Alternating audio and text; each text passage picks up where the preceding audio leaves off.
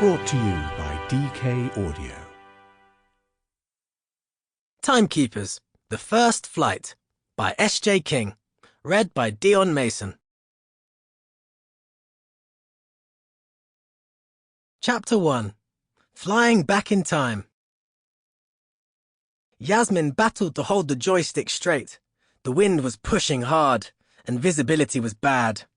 Rain lashed across the windshield as she fought to keep the plane under control. There was the runway. She could do this. Putting both hands on the joystick, she eased it away from her. The nose of the plane smoothly dipped down. The ground was coming closer, closer.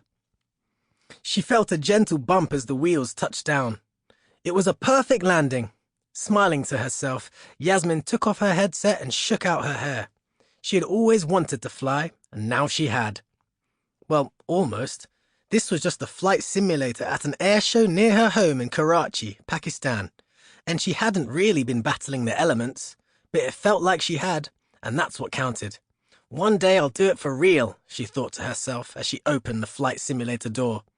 How did that feel? Asked her mum, as Yasmin joined her parents. Amazing, said Yasmin honestly. I could do it all day.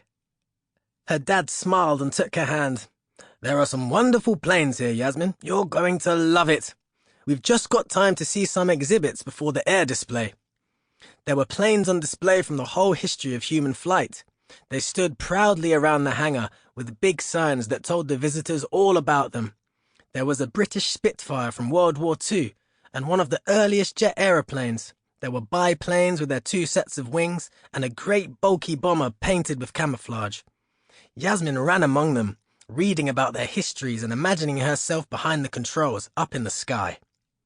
She stopped at a replica of the first plane to make a powered, piloted flight, the Wright Flyer, built by Orville and Wilbur Wright in 1903.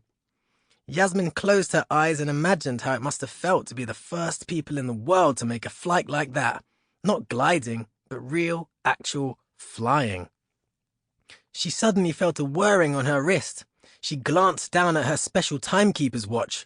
The hands had started to spin, backwards. Yasmin felt a rush of excitement. She was being called to the History Hub. Yasmin had a wonderful secret. She could travel back in time. She was one of the Timekeepers, a secret organization that kept the course of history on track. They had the best fun, traveling into the past and making sure that everything happened the way it was supposed to. But they always had to watch out for a villain called Delay, who liked messing around with history a little too much. Yasmin felt worried as well as excited as she gazed at her watch. The Timekeepers were only summoned when Delay was causing trouble. They were the only ones who could stop him. What was he up to now? She flipped up the watch face to reveal a hidden screen of buttons. Then she glanced over at her parents, who were reading the information beside an old seaplane. Time wouldn't move while she was away, so her parents wouldn't be worried, but it was good to know that they were enjoying themselves right now. Yasmin took a deep breath and touched a button on the watch. The hands spun faster. Everything around her stopped, so Yasmin felt as if she was inside a photograph. There was a whirl of rainbow colors as her feet lifted off the ground. Then everything went white. Yasmin blinked and shook her head. She was standing in a large museum, crammed from floor to ceiling with objects from throughout history. From early flint tools to modern smartphones. This was the History Hub, the Timekeepers HQ. Yasmin here, she said. She headed over to her favorite section of the museum to wait for the others. Coding has come a long way, she thought, as she gazed at the boxy computer screens and heavy keyboards on display. Cuckoo! Cuckoo! Squawked a familiar voice.